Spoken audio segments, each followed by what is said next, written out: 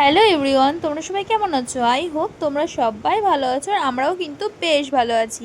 আর আজকের ভিডিওটা কিন্তু আমি স্টার্ট করেছি জেঠিমাদের ঘর থেকে। দেখো, আমার একমাত্র দেওর কফি করছে আমাদের সবার জন্য। এখন যেহেতু বাইরে খুব বৃষ্টি পড়ছে, তো বললো বৌদি তোমাদেরকে আমি সারপ্রাইজ দিতে চাই, সবাইকে কফি করে খাওয়াবো। বলছি বেশ, দেখো কি সুন্দর মনোযোগ দিয়ে ও কফি বানাচ্ছে, সেটাই আমি কিন্তু ভিডিও করছি। কি সৌভাগ্য যে দেওরের হাতে কফি খাবো। তারপরে দেখো এখানে আমার বর, তুতু মাম্মাম, বোন সবাই কিন্তু বসে আছে, জেঠিমাও ছিল। তো তুতু মাম্মাম এখন ঘুম থেকে উঠলো, বলছিলাম যে দিদি আসলেই হয়ে যাবে। দেখো বলতে বলতে কিন্তু দিদি চলে এসছে, আমাদের জন্য কিন্তু ফুচকা না, চুরমুর নিয়ে এসছে সবার জন্য। তো তারপরে দিদি অফিস থেকে এসে দেখো তুতুকে একটু আদর করছে, যেহেতু ঘুম থেকে উঠলো। তারপরে দেখো ব্যাটটা বলে কি করে কি সারাক্ষণ ভিডিও।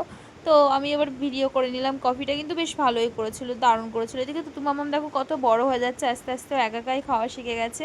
তারপরে কিন্তু রাত 2টোর সময় দেখো এখানে আমার বর আমার দেওর মিলে গিয়ে সবার জন্য কিন্তু প্যাটিস নিয়ে এসেছে, দেখতেই পাচ্ছ। তো এটা কিন্তু সবাই আমরা খুব মজা করে খাচ্ছিলাম। আর আমার বোনের অবস্থা দেখো, দিদি এরকম ঘুমিয়ে চোখ খুলতে পারছে না বলেও হাসতে হাসতে পাগল হয়ে যাচ্ছে। আর তারপরে কিন্তু হচ্ছিলো ভীষণ পরিমাণে বৃষ্টি বাইরে, তো কারেন্ট চলে গেছিলো। তার মধ্যে আমরা কি করব, তো সবাই মিলে কিন্তু আমরা লুডো খেলছিলাম। হ্যাঁ গাইজ, এখানে কে উইনার হয়েছে বলো তো? আমি উইনার হয়েছি, কিন্তু সেটাই বলছিলাম। তারপরে দেখো এখানে আমার মানে দেওরের অবস্থা কি দেখো, আমার এদিকে আমি উইনার হয়ে গেছি অলরেডি, আর ওর দেখো 4টে গুটি পুরো ঘরে।